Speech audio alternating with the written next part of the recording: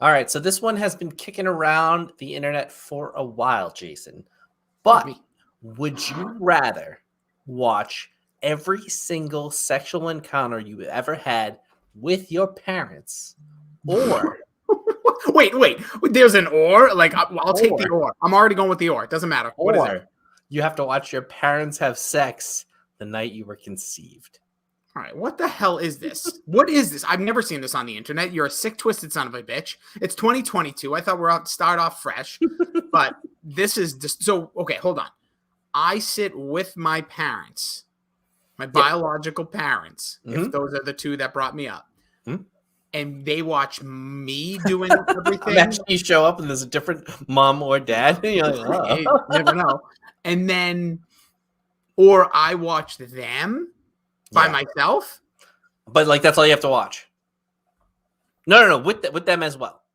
Actually, you know what? No. You're just gonna watch that by yourself. This is so messed up. This is bizarre, but I guess I'd have them watch me. See, that would be my answer because it wouldn't be that long. Well, if you talk to the average teenager of today and you ask them what it is about pop culture that they like, the first thing they'll say is the beat. Get yourself addicted.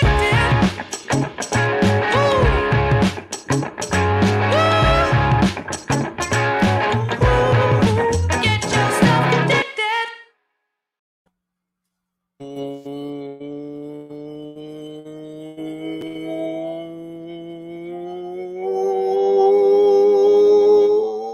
Welcome into the Pop Culture Pile Driver. Get addicted to the content. I am Jason Rossi. Can be followed along all social media platforms at Jason D. Rossi. Our little podcasty show has a Twitter profile at Pop Culture PD. It's Pop Culture PD. We're not the police, but damn, we only had so many characters. And if you hit that follow button, it'll instantly get you back to where you once belonged and where you want to be. With me, as always, my tag team partner in the podcast sphere. He can be followed along most social media platforms at Billy D2411, but he is the bad boy of Twitter, putting up that naughty content throughout the years. So he gets tossed off. So he's Billy Yee on Twitter. He can be followed along his OnlyFans, which, by the way, Bill, fun fact about OnlyFans, originally started by people that were like do-it-yourselfers. Like if you learn how to like plumb or learn how to clean things, that's what OnlyFans started, because it was people who had popular channels or businesses say, hey, we're going to create this thing. And then it turned into a lot of adult workers like yourself started dipping their toes in mayonnaise. And if you want to see all that nastiness, you can get it for the low price of just 22 cents for the month of January. If you use New Year, same Billy's Big D. New Year, same Billy's Big D. He is Billy D. What's going on, man? Hello.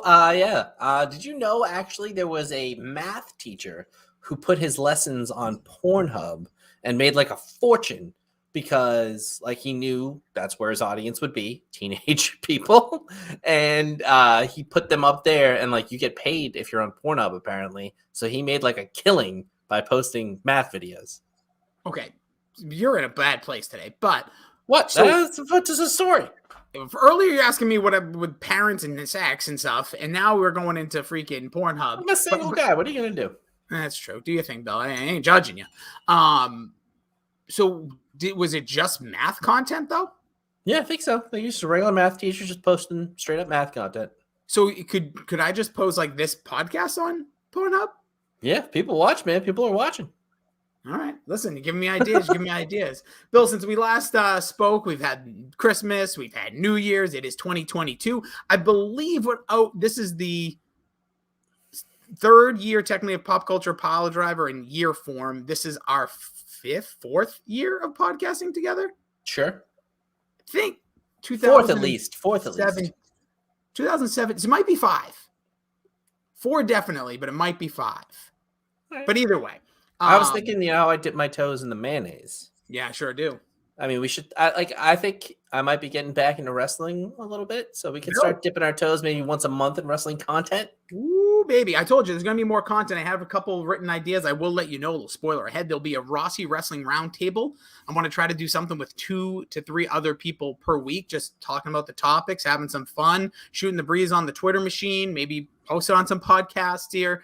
Love to have you on. You don't have to be like we talked about this before. They'll be doing it. I'm going to try to do some stuff this week. I've been talking with Geeks Worldwide, who you get a lot of the content with TLDR. Yeah, changed my mind to stuff on there. They get retweeted. But yeah, so I'm going to be writing some stuff up for them. I dipped my toe a little bit last year, like you and the mayonnaise. But come on back, man. It was a wild weekend for wrestling. I'll be honest. I saw it. It got me a little jazzed. It's the first time in a long time I can honestly say watching a WWE product, I don't know where they're going in a good way. Well, yeah, that's always what you want. You want the booking where who's going to win. You don't know. That's good booking. And where are we going? Like, how are we going to get there? Mm-hmm. I think it's really important. I will just say one thing, just quick aside when it comes to wrestling. I did get a very interesting survey sent to me asking about WrestleMania 38, which would be the one in Dallas. We talked about going to a little while back. And it basically, well, hear me out, though. You can tell they're struggling right now. 2 nights. In Dallas, not sold out, not even close. Travel packages, by the way, still available. So I think pandemic or C word, I don't know if that pulls you off the internet. I didn't say Omicron. Yeah, Omnicron.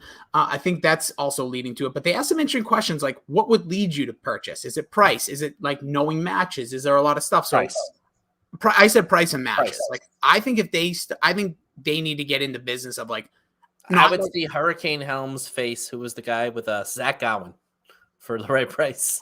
Well, yeah, you could see that at Everett Rec if you want, Bill, for like $15. But I just think if they started to like do slight announcements or built around things, but that's besides. Give me a good price. I'm in. I'm a deal guy. Bill's just a whore. The cheaper, the better. That's right up my alley. Don't get me wrong. Anywho, Bill, but it's been a while since we've been back together. Again, New Year. 2 weeks. Did you? Oh, I meant like it's been just year. The year has passed. True. First question: New Year's Eve, did you smooch anybody? I think I fell asleep on my couch by myself at like 11:30. I got woken up to a FaceTime by some friends, none of the ones you know, which was kind of nice.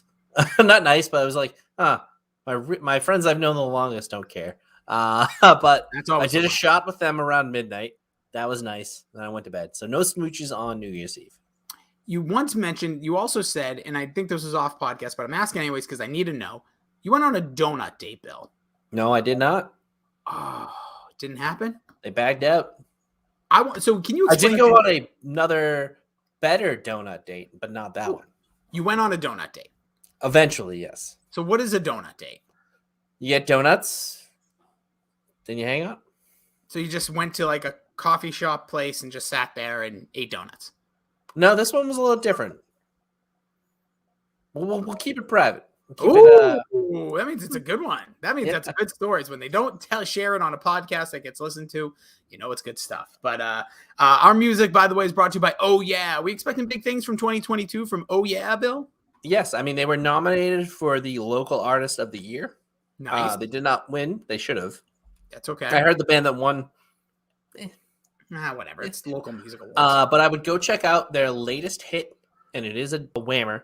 It is Lower Than You, and that is Oh Yeah, OHYAH period on Spotify. Oh, yeah. They are my 4th most listened to band on my Spotify recap, which I know a lot of people don't want to see, but that's all I want to see from you is what music you like, and then I think I have a fair gauge on the kind of person you are.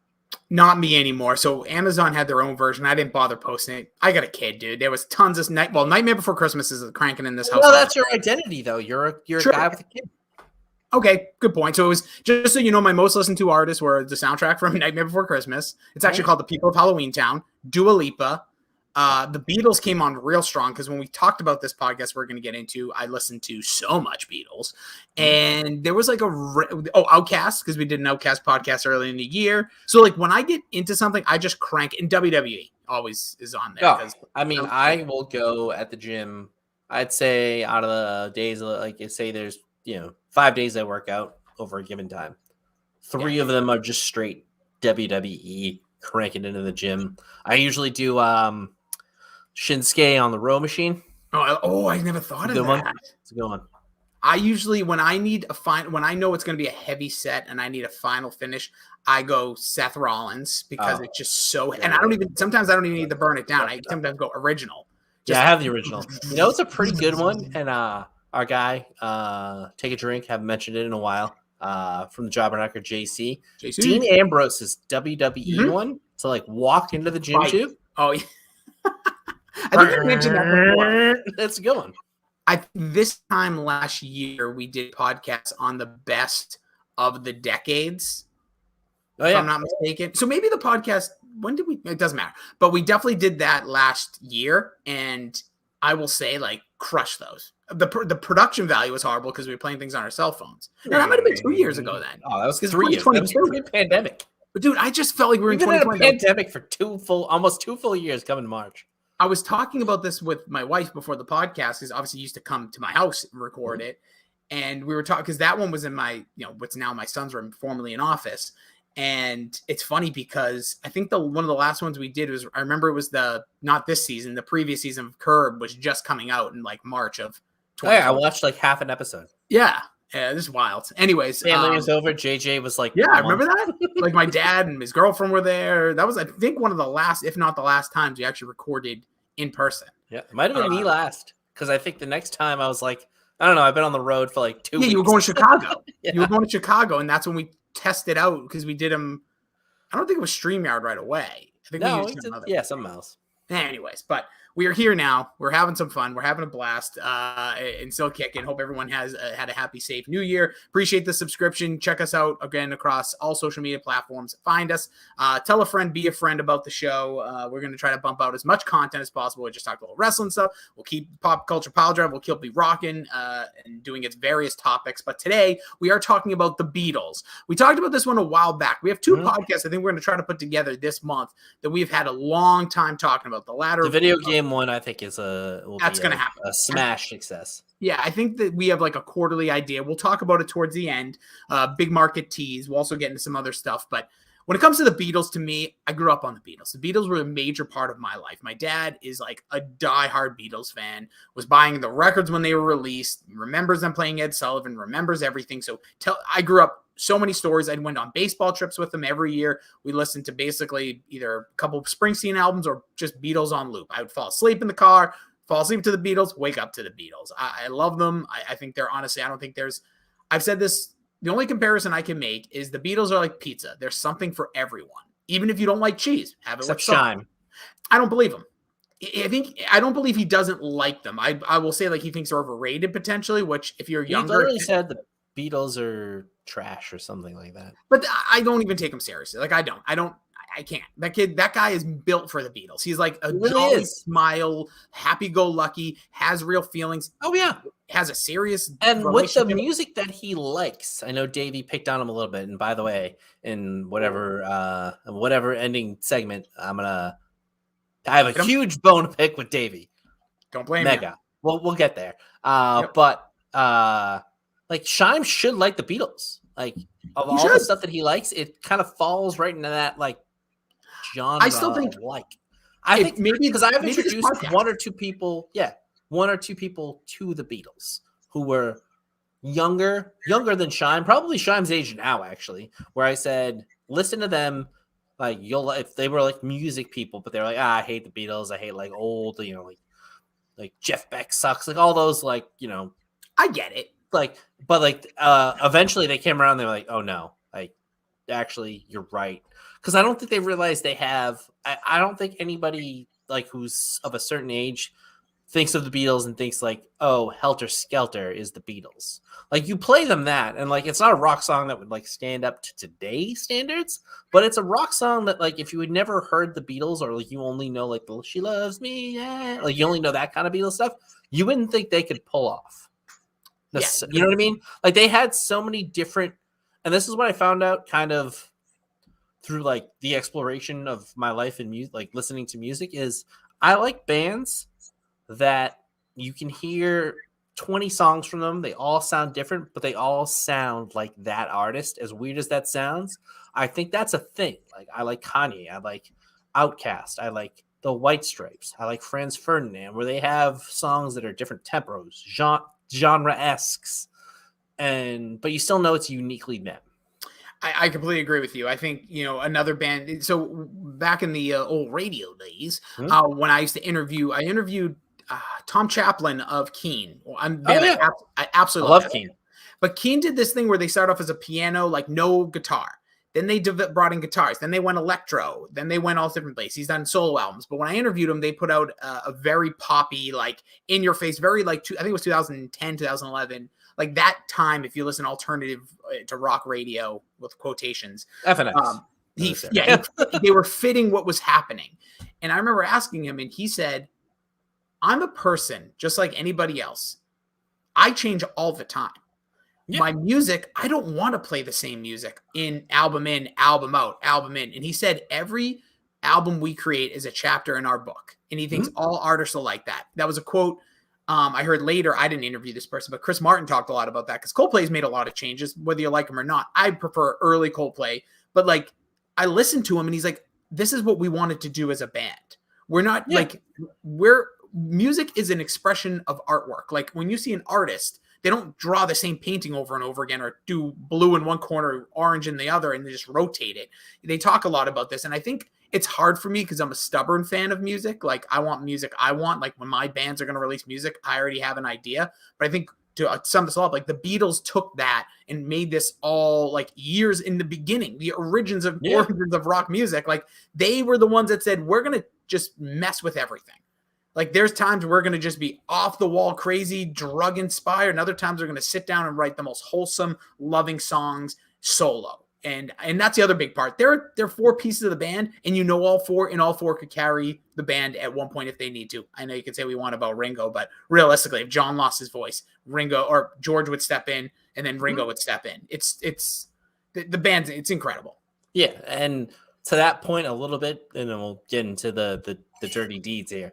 But so I remember when Jack White put out his first solo album, I was psyched because I like Meg White. I think she's great. But like Jack White was the, kind of the crux of it, if you will, for the most. The face. He was the face of the White Stripes, the voice. Yeah. Yeah. Like you knew Meg White and she was a great drummer.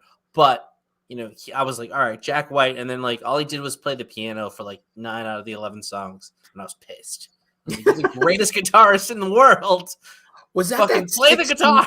What was that stupid song he really? It was like 16 saltine crackers or something. Oh god, I hated that song. It wasn't like that song I didn't like, but I grew more appreciation for the album as it went on. But I was like, because that's probably what he's been wanting to do. But he was given like now I have a greater appreciation for an artist and because when I edit, I'm not saying it's even the same stratosphere, but I try to switch it up because you don't want to give people the same thing. Like I can go to my bread and butter when I need to, give you a montage, slap it. They'll knock your socks off, but I like to try when I can to be as creative as I can because I feel like that's what separates great artists is the ability to transform and do different things.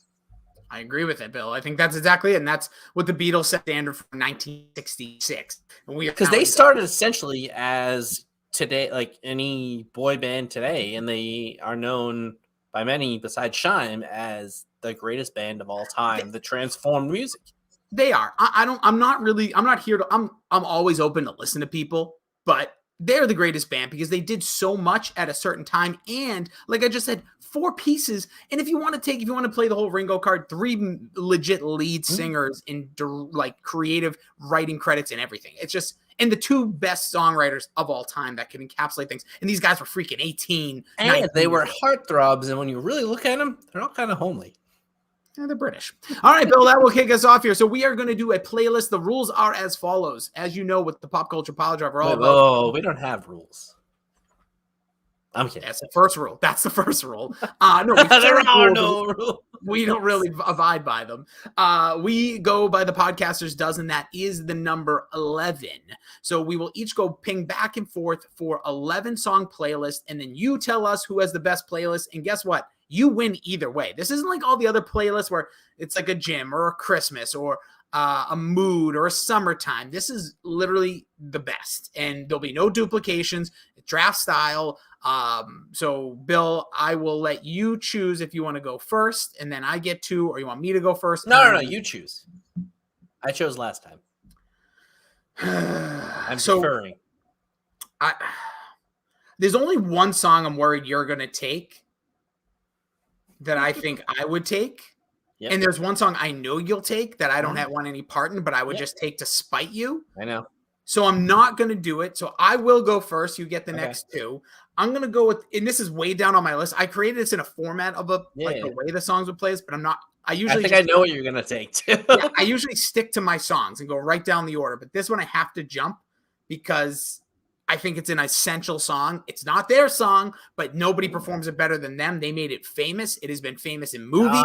I will take Twist and Shout with my first pick. I was going to take that at some point. Just so you know, it was my number 9 track on this playlist. I mean, Shake It Up, Baby. I mean, and when it comes on at a wedding, I go absolutely insane. Well, I think that's the thing. It's almost like beyond the Beatles at this point, because that song is, a party anthem. I know that sounds weird in these days, but it really is. Every wedding, you're going to hear it in some form. But the Beatles took this song, drove it to 11, just like this podcast, and made it there. So this is a home run song. I think, were you there the night we sang this in karaoke?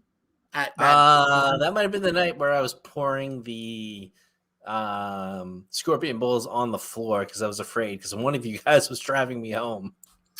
No, that's a different night. That was a different night. That was a whole different night. That's a whole different situation. So I was probably there, but I was hammered. We were doing it at that place on near Common. Hong Kong.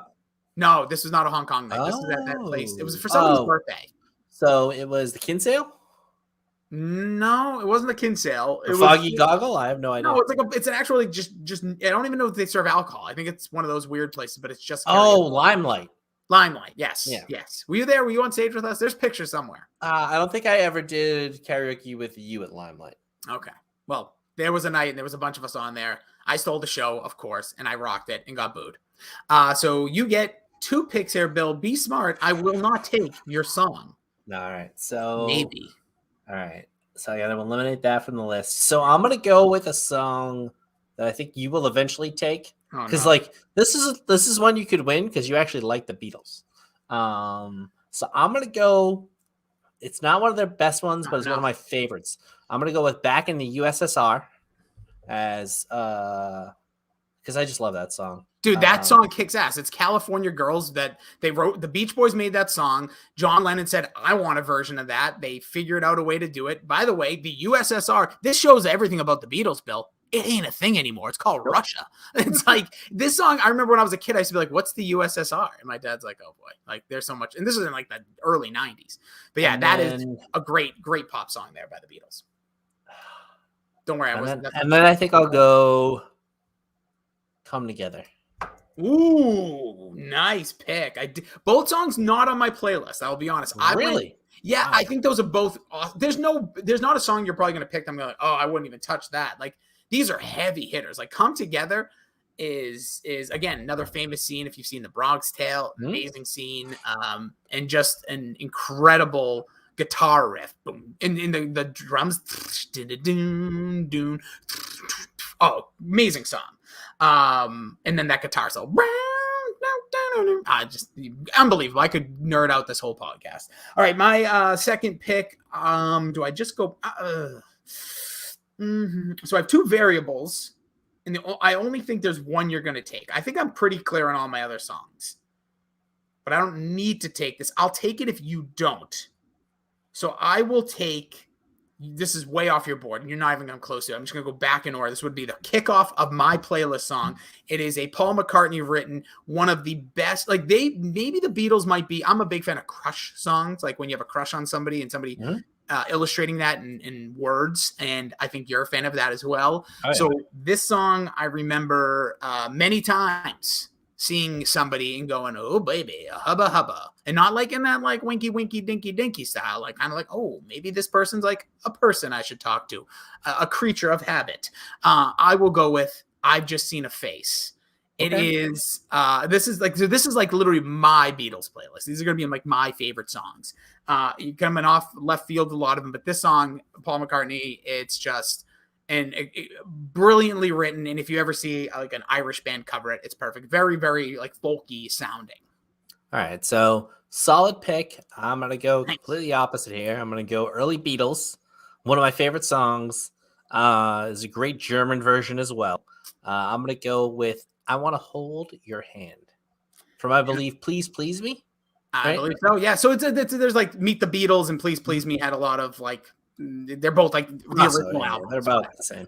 And like one was released in the UK previous, then Meet the Beatles was the US version. But yes, either way, the original song, the song that broke the Beatles into the US. And again, that talking like the last two songs about like I Want to Hold Your Hand. Does it get any more innocent? Does it get any more like real though? Like when you're with somebody and you love them, like there's not a more compassionate way of proving that when you're just walking randomly down a hallway, down the corridor at the foyer. I mean, just the way they just spelled "I want to hold your hand." I mean, it's a beautiful song, and that is like I've always loved iconic pop stuff, and I don't think it gets much more, especially for the time, iconic pop than this song.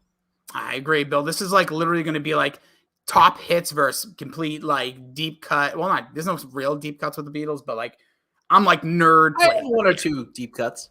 We'll see. So I will go next. What would be my second song? I'm just going to go in my order until you take one, and then I might get mad. Actually, I'm worried about one song. I'm just going to take it here. I am worried about this one, and it's one of my favorite songs. So I'm going to jump because I don't think you're ever going to touch some of these others. I'm going to go with "Here Comes the Sun." It's my fifth song on the playlist. That's the a only great one. That's the only one I'm really. There's one other I'm kind of worried, but it's a variable for me or a variant. I guess we should start using that term more. We're splitting timelines here, but "Here Comes the Sun." Not a better song for like if you're a New England person or anybody who lives in cold weather. Like month of April hits, this song is an irregular because it's that time where the snow's still there, but the sun makes you're blinding out. But that song just beautifully written. And if you're coming out of any dark time, anything that's made you sad or feel small or like crap, I always love playing this song because it's so light. It's not over the top bubblegum smart, like happy. It is just like It is, but it isn't. It doesn't matter. Like this song is, it's iconic Beatles. It's probably one of the few that you'd name maybe off the top of your head as like a casual Beatles fan. So it was definitely one of the ones because I'm a what is it? The Ones fan of the Beatles. Yes, so the great album. Yeah, I will kind of stick with that formula here. Also a George Harrison song, which I'm a big fan. I mean, we got to do the best music videos of all time so we can put George Harrison at number one. Done. But I'm gonna go with from Sgt. Pepper's, which is probably one of my favorite albums of all time. I think it's my favorite Beatles album. Like it's a what do they call these kind of albums? Like a thematic album. Like it's a thematic, but like there's a specific name I'm not gonna know. You think about like what Green Day did with like American Idiot, where they assumed another role of Sgt. Pepper's because they couldn't create music currently as the Beatles, so they found another outlet. So to me, "A Day in the Life" is one of the songs that's kind of songs that I like, where it's a storytelling song. It just has so much detail and grit to it. It's one of my favorite songs to listen to just in the course of a day, like that I can just put on at any time. I just really enjoy this song no matter the time, situation, or circumstance. It's a perfect, you mentioned earlier Franz Ferdinand's a band you really enjoyed, as do I. And their first hit, "Take Me Out," reminds me a lot of this song. They took inspiration from the song because the first like minute and a half is one style. Then we get a complete segue into a different style. And "A Day in the Life" perfectly does this as well. So I think, and it's probably an overstatement, it's probably a hyperbole here, but I don't think many bands do that well. The complete drop, change in tempo. Franz Ferdinand does it a lot, does it well. And they were the first band that I was like, I don't want to say they're Beatles-esque, but they're a little bit like they're British or whatever they are. And like just the drop in tempo, the complete change in pace, it's very difficult to do. And I don't think many bands do it well. And I think that this is one of the best examples. And Franz Ferdinand, I think that's why I really was drawn to them. That change in direction and "Take Me Out" is is Beatles-esque. And It it's is, a and it's one of and the that more guy's versatile- voice, by the way, is my favorite voice in music. Oh, I love that it's guy's incredible. I forget he's also named after like Paul McCartney or something. His middle name's Paul or something. I used to be too big into some of this stuff.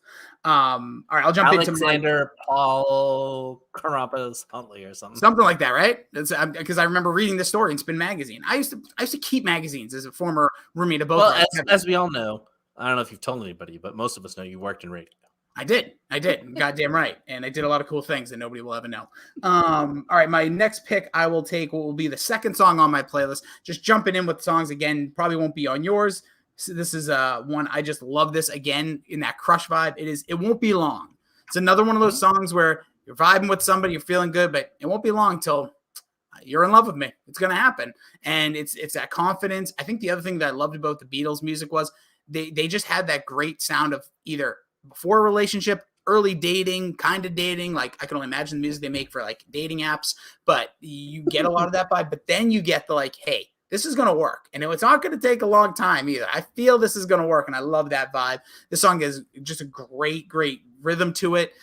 Again, not one that's going to be, played on like, I guess, classic radio or even like Beatles radio if you have like a Sirius XM, which I feel like that's the only way I listen to Beatles outside of streaming my own. But it's just such a great tune. It just smashing, hits you over the top and just makes you smile. And that's why I love the Beatles. All right, so I'm going to counter anything that you can do early here, and I'm going to take them with my fifth pick because I don't want you to steal it. And it's my favorite Beatles song. I could have this whole time. I know you could have. So I was waiting to get a couple ones that I knew. I didn't think you'd take it early, but I'm going to take Birthday from the White Album. And again, tempo change in this one, masterful. And people who make fun of me for this song, fine, whatever. Go and listen to it.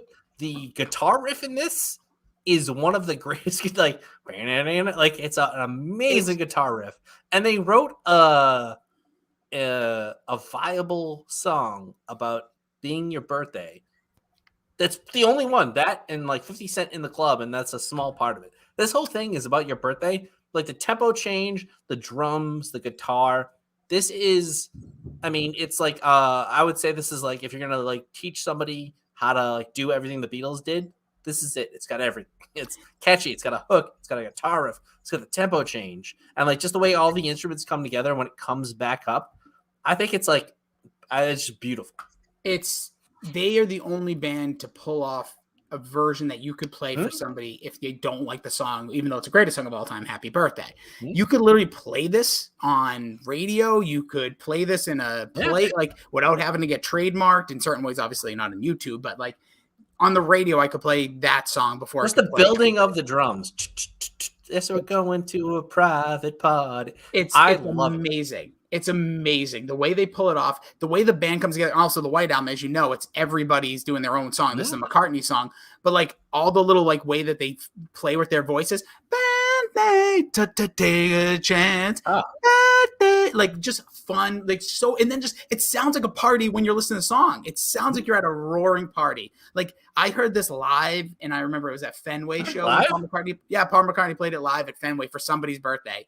And dude, it was everything I wanted and then some. So I wanted to steal this just to make you angry. I'm not in the mood tonight. So I'm happy you got it. And you're dead right. Like when we talked about doing a top 11, we'd be all over the place specifically because you probably have this as your number one. And it probably wouldn't crack mine. So amazing pick. I will take it the polar opposite direction and go with one of the more loving songs and a song that, a lot of people in weddings, you hear this a lot. Again, with that wall of sound that you get from the Beatles in the later years with that whole one of the greatest piano riffs here in this one. I don't know who played the piano. It might have actually been John, but I don't know for sure. But this is also when they were toying with like other guys in the band. Could have been, why can't I think of his name? The people that wanted to be the fifth Beatle will come to me, but I'm going with In My Life. Billy Preston. Exactly. And, there was the fight. John wanted him in. Paul didn't. There was whole issues with that. But this guy was a piano genius at the time. And I'm pretty sure it's him who plays it. But In My Life is just another just beautiful song. Well constructed. And absolutely love this one. It would be the third song on my playlist. All right. So what can I go with here? Um. I'm getting nervous actually now. All right. So I think I'm gonna go. I think I have two that you'd want. Oh boy. I'm gonna go with A Hard Day's Night. Okay. Just because I don't know. I think it's classic Beatles. You know, I'm The not best doing opening. this. It's the best opening to a Beatles song. Blung. It's good, Just the way and that like guitar. it's how relatable it is. It's been a hard day's night, and I've been working. Like it's just to me, it seems like I never saw the movie yesterday, but it's a brilliant idea for a gotta. movie. That's a where- fun movie. That's Is a it fun really? movie. Okay. Oh yeah. So it's just a brilliant idea of like, I imagine none of these songs have ever been created, and you get to create them for the first time, and you get to make a song about having a shitty ass day at work. Like that's a smash hit, and especially the way it's written and constructed. It's a great song. It's a lot of fun, and I mean, I know I'm taking basically from the Ones album, but they're ones don't care for what a you do. reason. Yeah, they're this band crushed for a long time for a reason. I want to just say one thing that you brought up a couple times about like songs and like orchestrating an emotion or saying things. I think the Beatles did it simplistically, Bill. Now you listen to music, people have to be over dramatic. They have to swear. They have to be vulgar. They have to be angry. They have to be, emotional, overly emotional. Like people don't have the way of just writing songs like the Beatles did. And if that's simplistic, like it's like writing a book. They wrote books. They wrote really well told stories. Now you have people over like the production of the songs too much, so you can't tell, like the Imagine Dragons, who I think have some great messages. You can't find it because the production on these songs are trashola. And they went from being a much simpler band. Like, go listen to It's Time. That song's awesome by the Imagine Dragons. And like everything's right there. You feel it, you know it. Then since then they started going way over the top. But like Billie Eilish, who I really like, I really enjoy her music. That stuff is way over the top. Like it's just everything is. But I think some of her stuff is a little more simplistic. Yeah. I agree, but I just think production value of music today it's more about the production than it is about like the actual lyrical content and just simplifying music around it. But that's what the Beatles were, and that's why I think they're great. And you just hit a perfect song with that. I'm gonna come back. You're not gonna take this song, so I'm gonna keep it. I'm not. You're not. So I'm gonna go with what I'm gonna say it here now. I was gonna save it till the end, but I'm a little worried you might take it somewhere. I don't think I've ever revealed what I believe is the best song ever written and my favorite song of all time. No hyperbole. Said this. You'll always hear me say this. I have favorites, but this is, I truly believe, the greatest written song of all time. Is it a GB? What? Is the initials GB? No.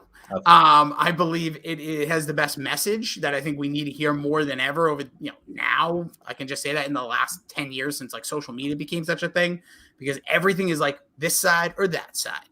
I don't agree. Don't at me. Don't talk with me. We're not going to have a conversation about it. Facts. This song is literally it. Fight me. That's another one of my favorites. Fight me. I like that one. Blah, blah, blah is the best. Fight me. I know it's all satire, but my point here is this Cayman. song in 19, I will probably will. 19, I'm never fighting you because I'll die. Mm-hmm. Unless I want to die, which maybe one day I will, but not right now. I'm having a good time. 2022 is going to be the best year ever, man. New year, new me. So I will take We Can Work It Out. No, you've said this before. I thought it was going to be this or Getting Better All the Time, because I think you took it for a thing, and it honestly is Feel Good. One of the more positive songs. It's We Can Work It Out. I remember hearing it probably during some point of being frustrated with somebody. I mean, I know somebody where I couldn't and they didn't try to, so it's not always applicable, but yeah. It's applicable to me. I'm saying it can't always be. It's not a two-way street. One time, Bill, you told me my opinion was wrong, so it can't. I was just being a dick then.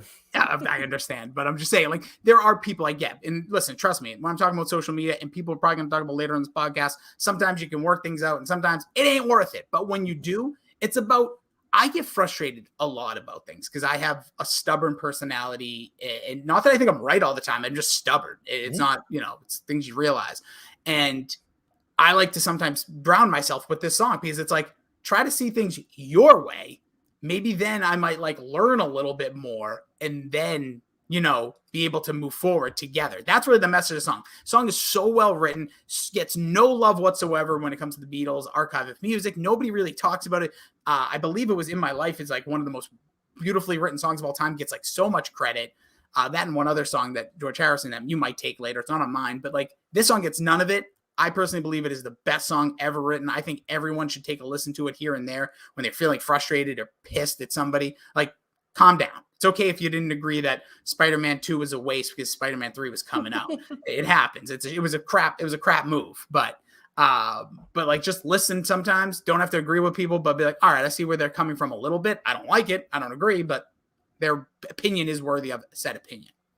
No, I love this song. I was gonna take it. I probably should have taken it to spite you earlier. If you had took this, brought it up earlier. if you took, I was worried that I may have said it before, but I forget what playlist you took it in, but you took it in another playlist battle. So I should have been a little bit wiser. Now I need, like, I know you have a lot of Beatles deep cuts. I only have one. I'm gonna take it now. Oh boy! See if I can steal it from you. Okay. And all I'll say to start is, all the money's gone, nowhere to go. I'll do anything for you? Keep going. All right, now. So it's from Abbey Road. It's Yep. Never Give Me Your Money. Yep. I think this song, again, it's a super relatable song. It kind of got like a little bit of a different vibe. Yeah, It's very like piano messed up. Yeah. So I never give you a piece of my. out It's of a beautiful song.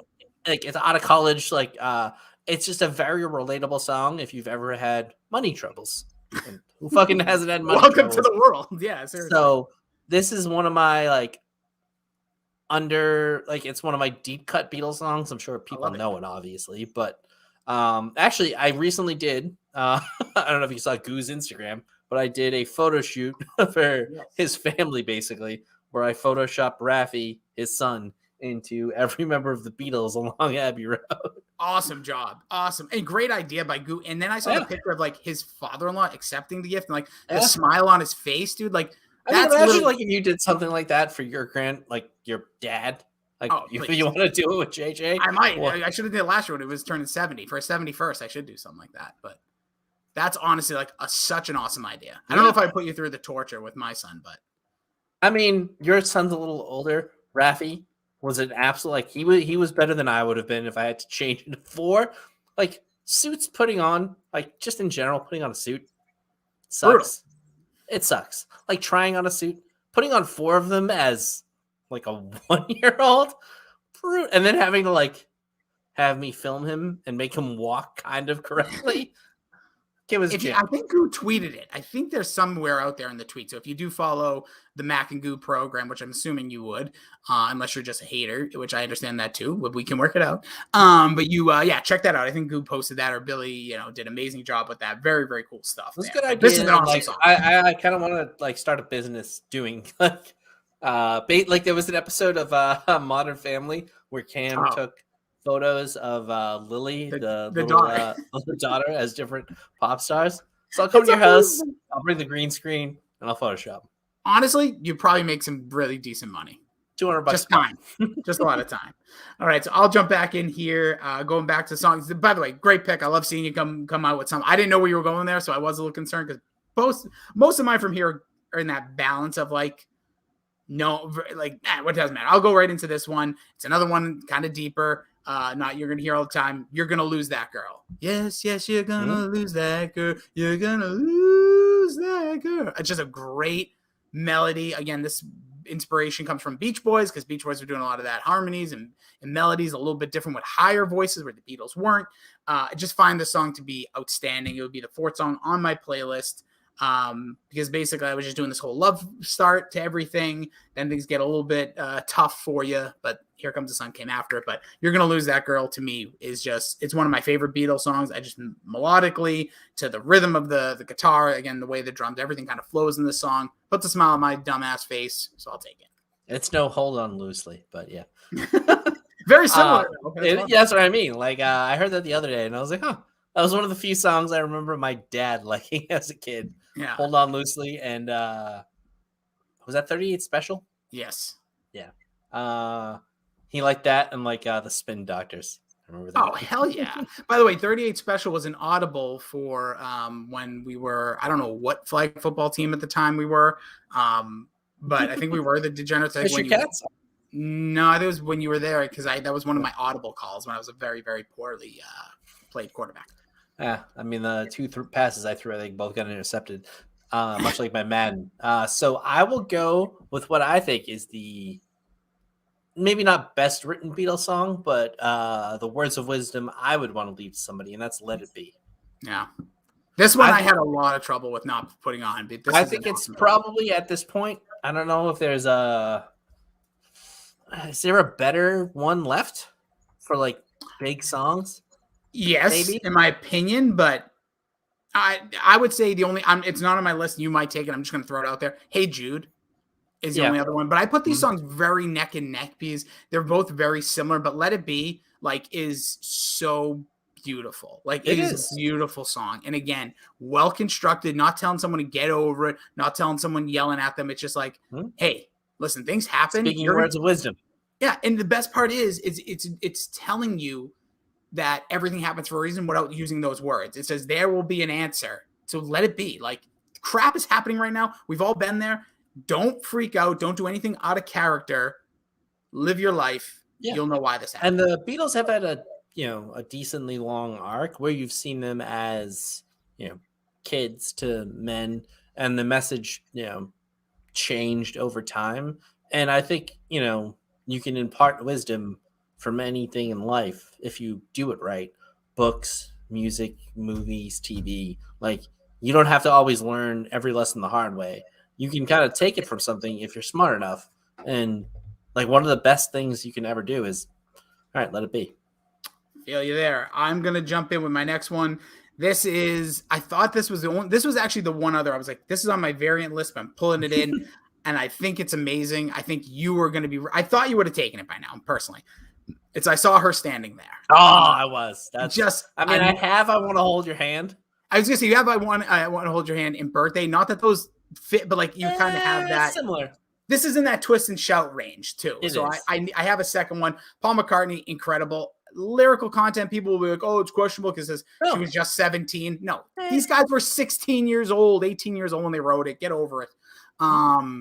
Even though now it's a little bit tougher to hear that, but nonetheless, amazing song. Just punch over the face with that bubblegum pop. Just literally this is the thing that I feel like would be awesome if our generation had was we had dances when we were younger, right? But imagine this song in 1966 and you're at a dance and this one comes on. Holy tits. You are getting out there, grabbing a girl's hand and you are we're dancing because that song is so fun. And just amazing stuff. This was what clubs were then, which were just literally called. This is the you a big fun woman wants you back that thing up version. It really is. That's next level. That's the modern day, Bill. They basically say I saw her standing there and then back that thing up, as you know, the right version. Yeah, take it over for the 99 and 2000. That's literally they are the polar. They're each other's distant cousins from 30 Distant years. spirits. That's it. We'll be juvenile on the Beatles. The same sins. Amazing. Only here on the Pop Culture Pile Driver. All right, so I'm going to go with my 10 here. I'm going to go with White Album once again, and I'm going to go Helter Skelter, which I think if I played, this is what I played a non-Beatles fan who was 14, musician type, and they were like, this is the Beatles? Yeah. To me, it's just one of those songs, it kind of rocks your face off, even today. When I get to the bottom, I go back to the top. That is a great guitar riff. It's good hardcore, not hardcore, obviously, not but it's it's not something I think if you just think of the Beatles one way that you would expect from them. I always say this is literally how I used to look at it in the 2000s. If you were a Foo Fighters fan, this was a song I'd toss at you because it rocks but has a good melody, which I think Dave Grohl's always had a really good job at times. Not sometimes he screams, but this song's right up there because they're screaming in the song. There's legit and it's just heavy. It is as heavy. And the guitar wail though. Yes. No, great pick. And then that's another one that's as big as it gets because that's also carries over a lot of people. When all this stuff that happened with I was about to say George Marisson, my lord. Who was the murderer there in the 60s? The good-looking guy, Charles Manson. Manson. That he used this song as a big reason that he said he heard this song and it made him go crazy. Good publicity stunt. But yeah, great song. So this isn't the one I got blisters on my fingers, is it?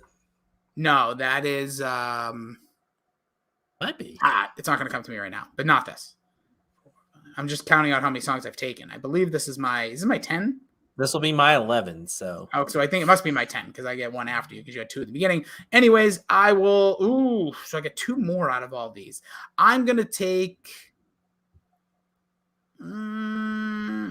So I'm not going to take this, and not that we really do honorable mentions, but I was going to go with Good Day Sunshine. I already had Here Comes the Sun. I was going to take Gotta Get You Into My Life, very similar songs, but I'm actually going to take, I'm going to go with Oh Darling. It is a song by Paul McCartney. Again, I'm a big McCartney fan. A lot of these come in, but this song is another one of those very dramatic, like, just like, don't leave me, please. Like, just everything about this song. It reminds me of a lot of. I think this song might have also been used on Sesame Street once for the letter O. But I know You Got a Hold on Me by Smokey Robinson wasn't. It still scares me to this day. Do you remember that scene? I don't.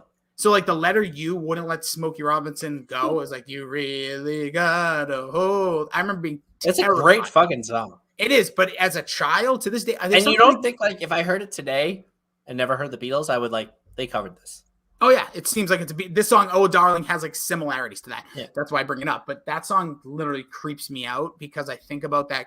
It was literally like sexual harassment on Sesame Street because it just wouldn't let him go. It was like grabbing his leg. And did you ever see the movie Labyrinth by chance? With David Bowie? Yes. Yeah. So there's a scene where there's these creatures that want to take off Jennifer Connelly, the young star in the movie, her head. And that's another scene that scares me to this day. Like they're trying to pluck because their head comes off. They think hers. I don't like it. I don't like Muppets. All right. I'm going to say the Muppets freak me out. I'm scared of Muppets. So anywho, yeah. Oh Darling will be my 10th pick. A great kind of sad and bluesier song from the Beatles. So Bill, what will wrap up your playlist? All right. So we'll go to honorable mentions, obviously, after we pick the last 2 here. Yeah. I'm going to go. I don't think it's necessarily off the board. Don't do it. I have a lot more that I could take. If you take this song, it actually will hurt me because it's a perfect ending playlist. It is a pretty good ending song. Mm-hmm. And I will take it. And it is I Will. Who knows how long I've loved you. To me, this one is like it's again another beautifully easy written song. It's just, if you've ever loved somebody, it fits. It hits you in the feels. I think it's a perfect. I don't think I picked them in the order that I would do them, but like if it was an ending song, this is a pretty good ending song. It is. I like it. I was a little worried you would go with like Along the Winding Road a little bit because that literally could be a perfect ending song, or Get Back. I should have taken that. It's a whammer. It's the final song on the final Beatles album. Yeah. I thought that would be something.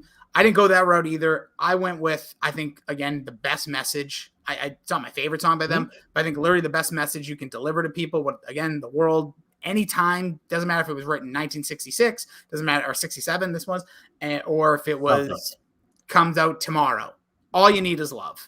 Yeah, that's a good one. This world goes around, and it's a badass tune with crazy horn section. Just amazing horns in this song. But all you need is love. Love is all you need. It's just simple. And did you go to that show with us in Vegas? I always forget. Yes, I was just about to bring this up. Yeah. So if you haven't, I don't know if they've done it anywhere else. So they've probably done it other than Vegas. But people, I always say I've been to Vegas 7 or 8 times now because of work conferences and bachelor parties, including my own. But like, missed that one. You did. I knew. They called your name on the plane though. I knew. So like you can go to Vegas, not go to a strip club, not go to a casino, and have the time of your fucking life. Because like it's got shows, it's got fucking dining, it's got so much. I never thought I would have so much fun in Vegas. It's great, and it's one of the cheapest trips you can take. And the Beatles show, I forget what casino was that. It might have been at the Bellagio? No, it was at one of the ones where they have all the fights. MGM, I believe. Okay. And it was probably, besides like a really good musical that I've seen, like on Broadway, the best show I've ever seen. It was outstanding. A show. Like it just. And what was it? Now I'm all of a sudden forgetting what it was called. Love? Might have been Love. Something like that. Might have been called Love. Maybe you're right. But either way, it was just an amazing show. Cirque du Soleil, incredible. The way that they do the visuals in that, like you think people like they change the screen on the floor, the back. Like I wasn't on any, particulars there or whatever it's called, but I think some of our friends were. Love. And okay, Love. Okay, and is it still in Vegas now? I don't know, but I'm planning to go to Vegas soon, so we'll find out. I might be going in February, so. I will go with you, and it's still at the Mirage. It's at the Mirage. I will go to Vegas at the drop of a hat with anybody, and we're going to Money in the Bank, which is in Vegas. That's happening. I like that. Well, you said we were going to SummerSlam, and that didn't happen because of stupid golf. And I would have been there if not for that. But golf. one, I will say, might be last minute. WrestleMania is in play.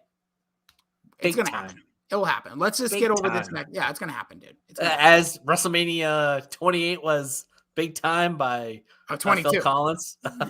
No, by Sledgehammer guy. Yeah. Well, now Peter Chuck Gabriel. the monkey. Peter Gabriel. So those are our lists. Let's run them down real quick, Bill. What is your 11? All right. So number 1, Back in the USSR. 2, Come Together. 3, I Want to Hold Your Hand. 4, Day in the Life. 5, Birthday. 6, Hard Day's Night. 7, All the Monies. Oh, I didn't actually write that down. What the actual name of the song was. I forget what it was. The one about money. No. You Never Give Me Money. Let It Be, Helter Skelter, and I Will.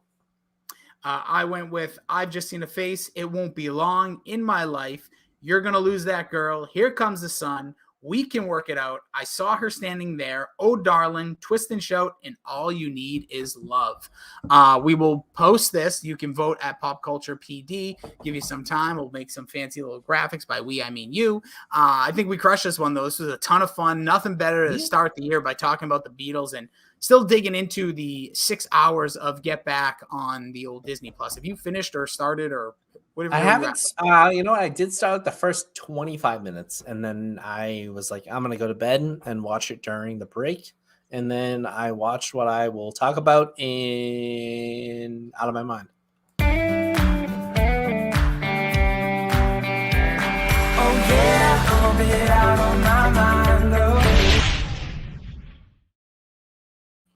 We're lots doing since we talked about earlier, but just quick hits before we talk about what we've been watching, what we've been listening to. R.I.P. to Betty White and John Madden. God.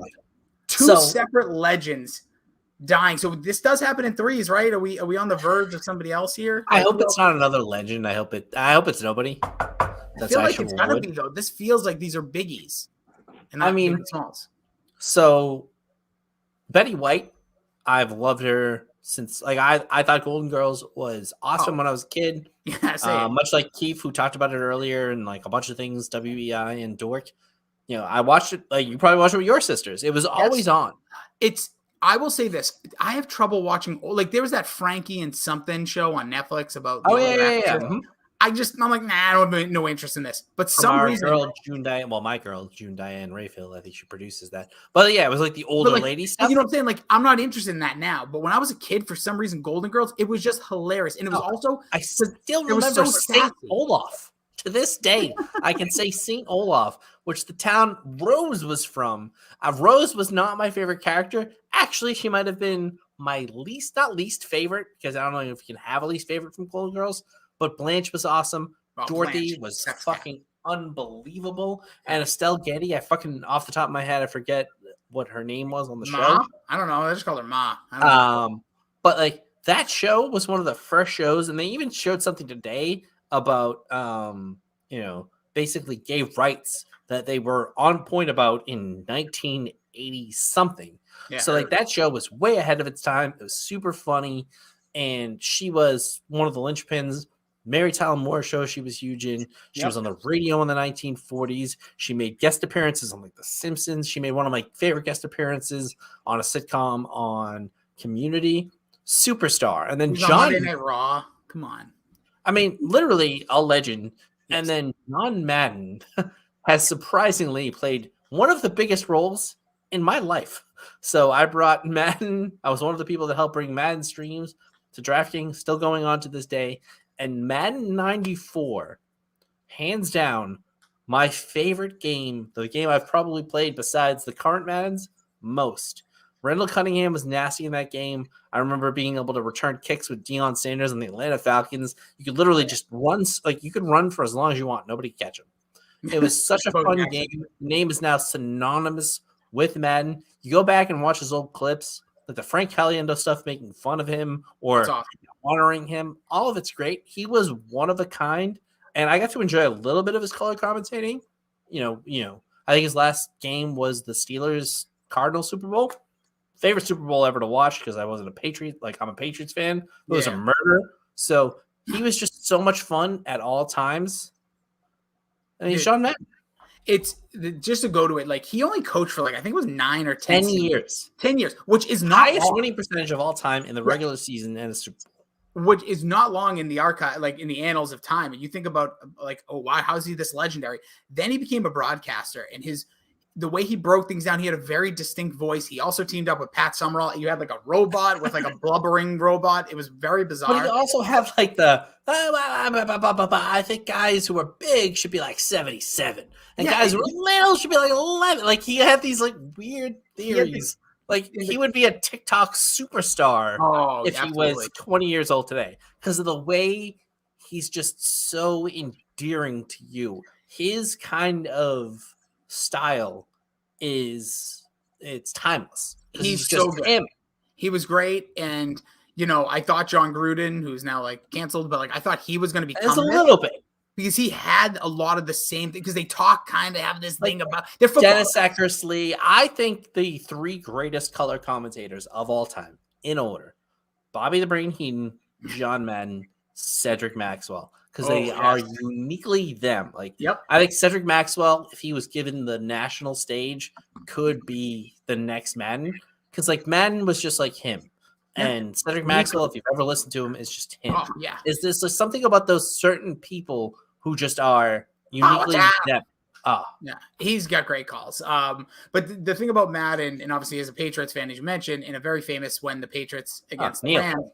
I got to take a knee here. I got to take a chance at overtime. And then, obviously, Tom Brady did his thing, and legendary call from Madden as well. What the first? And he even said afterwards, wow, I was wrong. Yeah, I wouldn't have done it.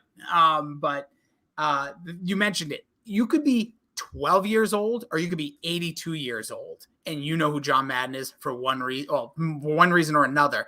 And John Madden will live on. His legacy is going to last unless something horrible in his name changes. But here's the thing: the greatest guy ever. I'm sure, but Bill, we say that about a lot of people, and you find out. Yeah, my point here is, I demand EA Sports get it together right now, and I think this is happening. I think all the crap I think next 100%. year they are going to make the best game, and not like a fan service crap that they try to do this year.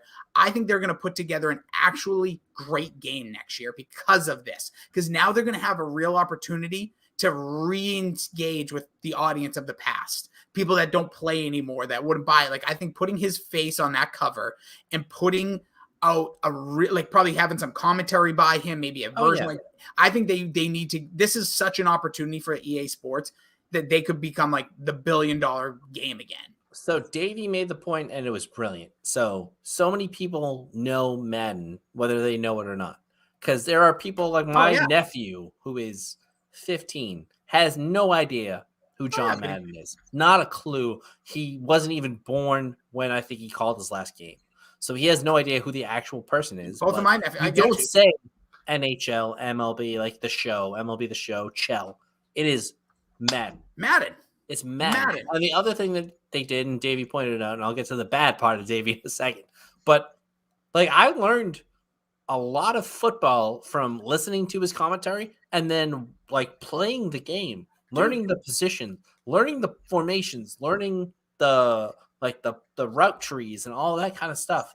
It's a part of me right now. It's Madden is forever a thing and will be until civilization is no as we know it is. Or video games are somehow different. But I agree with you. And it also, like you, Bill, you made a company a lot of money. You made me money. Yeah, you commented. I made a lot of money by just doing this over a Madden game. But and like you just said, like it is something very important that like I learned. The only thing I really can say I definitely learned was like how to detect a defense in playing Madden. So then when I watch football, sometimes I'm a big line guy because I'm a nerd, but I don't tweet about it like other people. But like pulling guard, I would have never known. I just looked sometimes. I'm like, okay, if I put this tight in motion and you see a guy follow me, like, oh, that's man. But then you'll notice like one linebacker doesn't shift a little. Oh crap, they're trying to hide. This is a zone. It's a cover two. Got to hit this high safety. What do we got? Yeah, like honestly, but I never would have known that. I know we're talking about the video game, but the man gets the credit behind it because he is the driving force. If it was called like Quarterback Club, there was a game like that I used to play. That went out the window. Oh, I loved it. I did love it. Because the competition of the Quarterback Club where you'd hit the moving targets, so much fun. Riddle Cunningham was also amazing in that game. Quickly before we move on to anything else, Davey, hold on. In the podcast, we have a wide variety of Gene picks. Gene's trash. I'm Gene. Gene's Picks, brought to you by Ryan Davey. If you want something bad, you know where to look. So we love Davey, we love Dork. They recently did the Dorkies, which we'll get to in the This Week in Dork. But they nominated the best podcasts of the year. I thought we were robbed, Bill. I thought we were going to get it. I thought we were close. We lack a little bit of the consistency that some of the I know, but I think that's what makes us good. I think that's what makes us good. What makes us different makes us great. I think that really, like, people can catch up on the episodes much easier. And at first, I didn't know who exactly he was talking about because he could have been talking about us as well. Where it was like when they review 5-year-old shows that nobody watched. And I was like, huh. And then I was like, oh, he's talking about fucking them Pineapple Boys. He's talking about fucking I've Heard It Both Ways. The most unassuming, didn't hurt anyone podcast ever. Never once have said anything as an entity. Barely even know it's there unless you know it's there. You know what I mean? Not in a bad way. Two good guys helping everybody out. Who's nicer than Dr. Joe? I think I'm a pretty nice guy. And just an absolute love for no reason. And then you could have taken a shot at anyone else. Yeah, easy. And it would have been funny. It just came across. You took a shot at us, PCP, warranted. Oh yeah, go for it. All day. Take a shot anything involving Dr. Joe, I have a problem. Well, here's what I'll say. You do a lot for the podcast that people know or don't know. In general, all of them. Yeah, visually or musically or putting things together, backgrounds, all that stuff. Then Dr. Joe is like, before there was a Dork Shared Universe, he was like the biggest listener to all of these things. When it was just Rossi on wrestling. He's our personal hype man. He really is. Like, he would be on stage if there was a big show and get into this video game thing. And he's the guy in the Boss Tones that just dances next to the lead singer. Yeah, just like wailing. But to take a shot, and then the thing that I found funny, so I listened, because when you point out the time step, I'm like, screw it, I'm going to listen. I found like I was like what I said about your show when we would, usually was on the Pop Culture Pile Driver thing. I'm like, this, I just don't think this really makes any sense. You guys put out something, you're going to get listens directly to that because you're such a niche thing. We talked about a lot. We set it up. I helped set you guys up. You guys do a great job with that because it is just. We get a decent amount of listens. I'm sure you do. But the point is, whether you get 50 listens, 2 listens, 1 million listens, you're serving a singular audience. And I love that Keith ended up, because I thought this was going to go an ugly path and I was going to get emotional about it because that's what I do. And I don't need that in my life. But like Keith was like, yeah, there's something to it. And then David kind of like backtracks. Like, yeah, man, there is true. Like maybe we'll turn it. And then they went to the whole like Fraggle Rock thing, which is cool. I do like the puppet idea. I hate puppets. They scare me. But I didn't see the Murder Time Mysteries till recently. I can't watch it. I literally put on for 10 minutes and I was out. I saw it at our buddy's house, Kayla and Zach's. And I found out where the puppet gift came from. Were you high at least? Yes. Okay. Because I'm telling you, Bill, that's a bad movie. He's a bad movie, Bill. You got to dump that. You got to dump it, girl. But yes. So I have something that will fix Davey's wagon, I think, if I can get it done this week. Ooh, all right. So aside from fixing Davey's wagon, bunch of stuff, Bill, since I actually have something that I have been watching. Yeah. So let me just quickly, I don't know if any of these relate to yours, but I'll just run through. I finally saw Squid Game. Wow. Dude. We got to do an episode. I don't care if it's late. Yeah, I don't care either. Like, I really don't. That show, so compelling. Grab me. Who was your girl? Was it the... 67. Oh, 67. Yeah. I remember you posting something on Instagram, and I didn't want to look because I didn't want to know. It had no reason to be as good as it was. It really did. She's a model. None of that stuff shocks me. They always do this. Like, she's like a world famous, like, Gap, and like she does all the big modeling things. She's like taller than me. She's just an she's absolute Oh yeah, I've gorgeous seen. woman. Now that you say it, I know a Gap like either commercial ad with an Asian woman. She's like she's strikingly gorgeous. But that's what these shows do. It's so. But like I wouldn't have known that, and like not. she's a phenomenal actress. The whole show. I mean, I talked to one of my buddy, from Greenfield, our buddy Barry. He was like, I had a feeling the whole time that guy was in on it, but like, for the most part, it was so unique, so different. I thoroughly enjoyed the show, and it was one of my. I think it finished second in the Dorkies. It was one of my favorite shows I've seen in a long time. I was gonna say I have to really do a deep because there's another show I watch. Well, I'll segue this because these are two shows I banged out back to back. Watch True Story with Kevin Hart. Have you seen that? Oh, no. Worth a watch. Wesley Snipes. He's back, baby. Oh. I'll just say that. I won't say anything else. I watched Don't Look Up. I heard it was from many people excellent, and then I heard from other people meh. So I don't get into politics, Bill, because I don't really care. Mm-hmm. No, I shouldn't say I don't care. I care, but I don't care to argue with people, and I don't really care to say, oh, I think this. I think this is a really political thing. If you sit on one side, or it's like a Trump thing. It's like a Trump thing. But like, if you can laugh at things, cool. Actually, speaking about this, I was in a little bit of like a Twitter thing with our friend Tara Lynn, who has occasionally listened to the pod, bought some merch in the past. I think we're no longer friends because she took offense to something I said. Bill, you know what I said? Come on. That's what I said. And then I said, like, come on. Like, I said that I thought it was good because she said, like, it's one of the worst movies. Don't even watch it. I fell asleep 20 minutes in. So I tweeted her saying, should I finish this? And she says, nope, don't waste your time. Enjoy your life, something. So then I did watch it because Courtney wanted to watch it. I'm like, cool, let's get it. And we finished it. I said, wow, this is surprising. Like, Jonah Hill's friggin' hilarious. I've heard there's phenomenal acting performance. Dude, it's more than just DiCaprio. Yeah. Oh yeah, like this is so good. I think it's really good. I'm almost like they should almost be mad that's a Netflix movie. This should be out. Like I know theaters are here. That's another theory that people have, that if you have this many actors, why wasn't it in the theaters? But that's what Netflix deal. needs to do. Yeah, that's what I think Netflix is doing better than a lot of these streaming services. Is they're providing stuff that nobody else, for the most part, save a few huge things, is providing. Like HBO is still HBO. Hulu will come up with like a Palm Springs here or there, but like they're not providing like the Squid Game type of. And they have a bunch of other ones like Stranger Things that have hit in the past. So credit to Netflix for doing this and just doing it. Ozark's coming back. Like there's a lot of excitement with Netflix. But anyways, this movie is like worth it. But she ends up eventually, long story short here or longer story shorter, she ends up posting the Rotten Tomato score.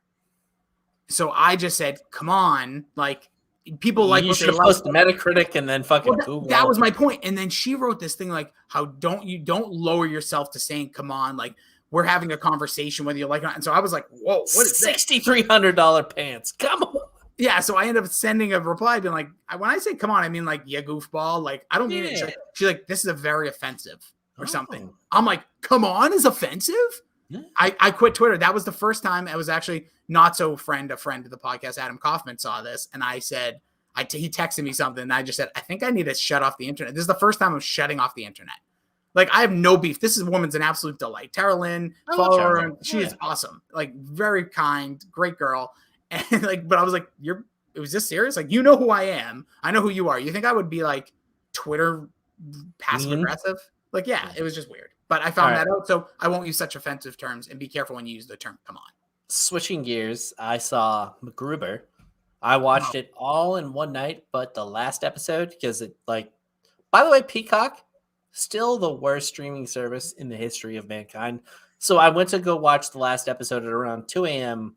a few nights ago, probably New Year's Eve. I think I was watching it into New Year's Day. And the last episode just like went to black at like 3 minutes in and just wouldn't play. But I will say, like, I loved the movie, and I was like, how are they going to make this into the show? They did a really good job, and I was either delighted, laughing out loud, or disgusted the whole time, and it was hilarious. And from now on, there's a kid at my work I will call Checkers till the day I die. Because it's like one of those things where it's like, come on, checkers. And then they ask you, well, why are you calling you checkers? It's like, well, we're playing chess. You're playing checkers. That's a good line. It's fucking hysterical. MacGruber ain't me. It ain't for No? me. Oh no, that's another movie I couldn't. Like I tried. Really? This is obviously before I knew Keith is like an obsession with and all that. But I just was like, dude, that is a hard watch. Like Keith goes like for me, it's just we're different personalities. Like those are some hard watch. Like I quit watchings. I would watch it again, maybe get drunk or high, because it is God. like the first time I saw it, honestly, was before we did the MCU MacGruber thing. I'd never seen it. So I saw it for the first time like and I was like, oof. 2 or 3 years, like 2 years ago. Yeah, just a tough film. Maybe it's because I watched it with a few people too. Maybe it's like a group thing, but I don't know, the sex scenes and the it's over the top. I get there's the audience. I just didn't even think the SNL skits were good. Like I didn't find anything. I just love his kind of lispy kind of. I don't know. Don't forget also MacGruber was a guest host on Monday Night Raw. Was he really? When they promoted that movie. Google that after, Bill. One of the worst episodes of Raw, too. Last thing I will just say, Bill, bow down to him, bow down to the king. I have won our fantasy football league. Oh, my God. Not a showy type of guy, but I just need to say it because I did it. Front to back. Though. And like you are the most consistent player in our league, and you took home the second title. I did. It took 10 years to get back to this crown. And I will just say, watching the Bengals-Chiefs game, which the person I was going against had – I said in my head, if that game was a shootout, there's no way you're winning unless that's what Bill. Unless. I think we've talked about this. I never look at fantasy scores throughout the day, not until after the 4 o'clock games. I'm never looking. It's something I do for whatever. I just don't like to get wrapped up in it like that. I like to enjoy football. But I was watching that game, and Joe. Obviously, I have Jamar Chase, who set a rookie record. It was unbelievable, But I still was nervous because I'm like, he's getting all these points from his quarterback. Quarterbacks do get a ton of points. I know I'm going to outscore him there, but in our league, quarterbacks get 6 per touchdown. Yeah. So I was really concerned. Then at the end of the game, when he threw one to like Joe Mixon, who he also had, I was starting to crap my pants. But little did I know the whole time I was absolutely destroying him and got him. I mean, we don't talk sports. Nobody really talks sports in the DSG, but like the Jamar Chase game was like, all right, this kid is next level special. That touchdown he had where he ran away from everyone. I gotta make the video where it's like he does that and the super bad cut is he's fast. He's the fastest kid alive. Like honestly, he fucking flew. I've never seen anybody just like take fucking off. And he took off. And he didn't even look like, we've seen Randy Moss. We've seen guys with those long strides. He just is like almost like a little bit like Tyreek Hill speed, but like Tyreek Hill, like he's the weird height for that speed. Jamar Chase, probably like 6'1", 6'2". He just looked like gone. And the thing about the Bengals that's funny about this, 1 week earlier, another guy in his team, T. Higgins, had 198 yards. This team is just striking at the right time, and those are fun things to watch. Like in sports, like when you don't care about the team, like the Carson Palmer Bengals from when we started this league 17 years ago, where they have Rudy Johnson, a good young quarterback, 2 great wide receivers, and a pretty good tight end. Yeah, although they have 3 great wide receivers. I think Tyler Boyd is pretty good. They have the best receiving core in the league right now. It's tough to argue that, I think, especially with the Bucs having a guy storm off the field, which I think whatever you do to Davey, he might do that next week.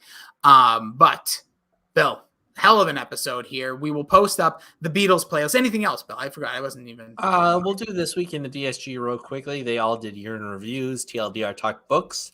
Yep. And I think we're on a hiatus for the MCU at home. Yeah, so I just have a question about that. So I've not finished Hawkeye yet. I did see Spider-Man. Oh, you haven't finished it? It's amazing. No, but I'm really looking forward to it. I do know a little bit of because the internet has been tough on me. So I do know that Black Widow's sister shows up. Which actually, I'm in on that. Because that's like episode 4. No, I've seen through 4. I think it's like the last 2. One of the last 2.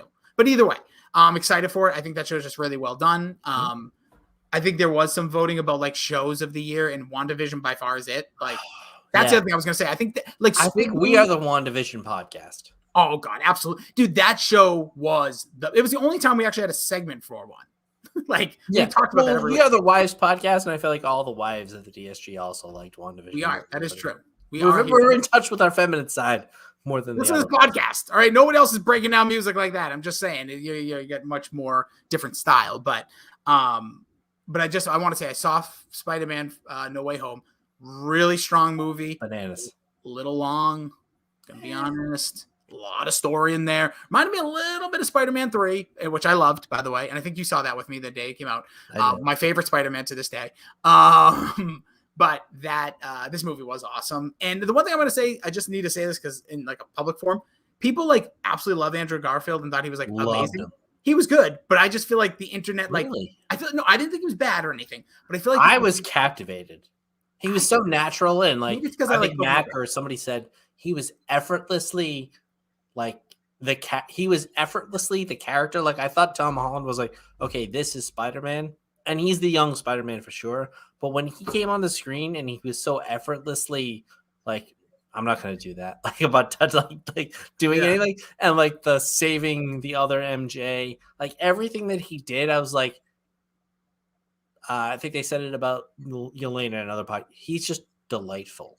He was just so. I think he wanted character it the most, and I did. He felt like it was like a comeback, like because they even did like the "Say You're Awesome." Say you're awesome. Like they amazing. knew that like, it was amazing. That was the best part. They say you're amazing. Yeah. Like, they knew he wasn't the Spider-Man out of the three.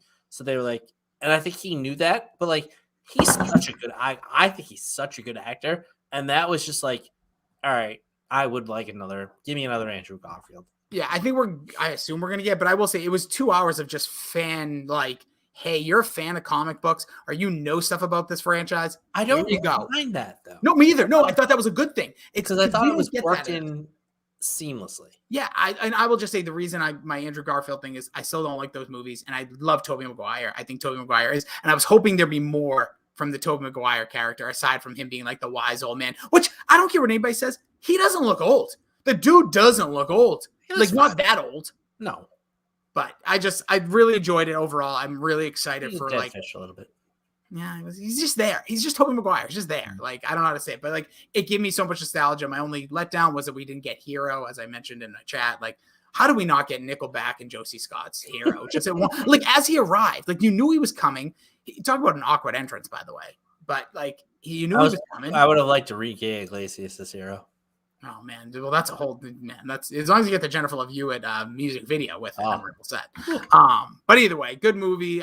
Really, it kind of got me re-excited for like the movies of the MCU because I did not like Black Widow, and every time I see, I don't know what, maybe whatever. Everyone has a matter of opinion, but every time I see like Davey or Dorks and Mac and Goose ranking stuff, I see Black Widow much higher in movies. I'm like, I liked it. I just felt like that movie was like, why did we do this? This did nothing. I thought we were going to get like all the storyline with her and Hawkeye in the past because Hawkeye movies come. I just feel like that movie was just kind of there. Yeah, I liked it. You'll like the end. I think you'll like the end of Hawkeye though. I'm already excited. Maybe not because you didn't like Black Widow, but I don't. It's not that I didn't like it. I was just surprised how much people liked it compared to other things that were out. But obviously. And last thing, real quickly, Peacemaker I think comes out like next week. Is it really next week? I think it's next week.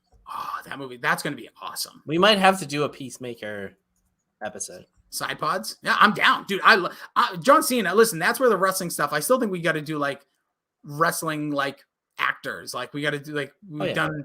Well, think about it. We basically have so far with most of the big ones. We did a Suicide Squad. We did a Guardians. So January 13th, Peacemaker. So you're going to have, we have Scream. 9 days.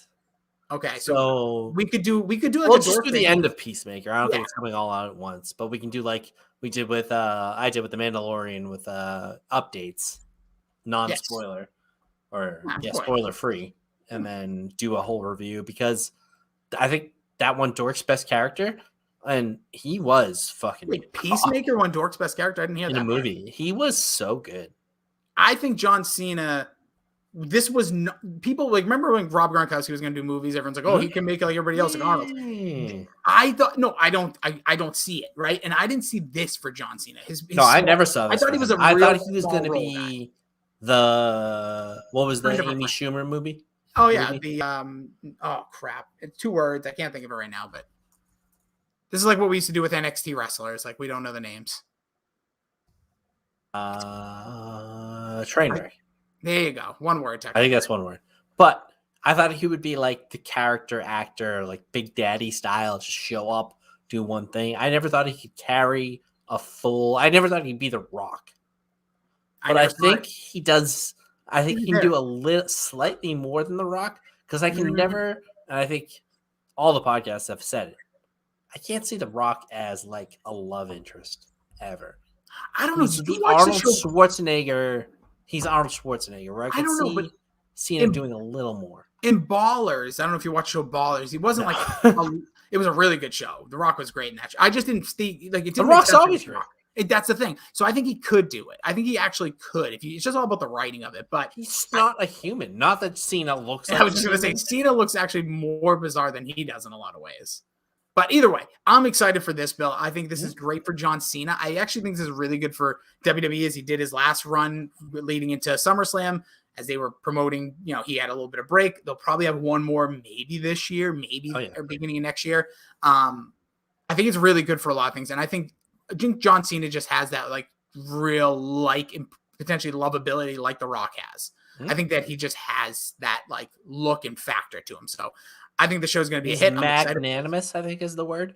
He just commands your attention on the screen. And he would, I think, if he was 100 pounds soaking wet.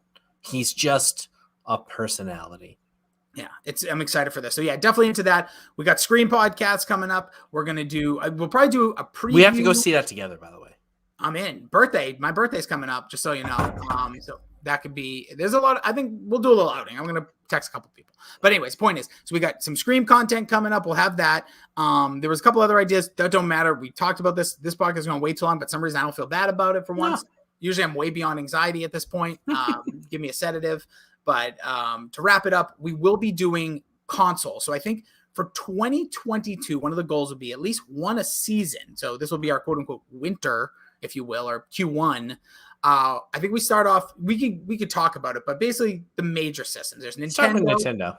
Yeah, that's what I would say. So we're going to rally the whole DSG. So we're going to have a 4-podcast basically console off where you're going to have to pick 11 games from each console. We'll give all the rules and regulations of what those games, like they'll have to be certain categories, a couple of wild cards, but you'll have Dork versus Pop Culture Pile Driver versus Change My Mind versus Mac and Goo. We'll get Dr. Joe and Shime involved, one probably as a host, one as a commentator, maybe making comments after all the picks or after each round of picks, kind of in like a side host. This will be obviously hosted by us here at the Pop Culture Pile Driver, but maybe this could be something if we find success and we enjoy each other's company down the line, if time's right, that could be a good live show. I think that could be something that could be. So I'm going to call this as the first DSG collaborative live show for the next, I think you should leave season.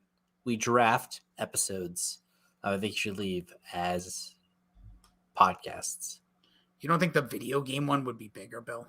No, I think that would be a nice live show for all of us to have. I think we would enjoy it, but I think like if you were to go to somewhere and did like a Nintendo 64 thing, like you would give all right. So first Nintendo 64 in like April.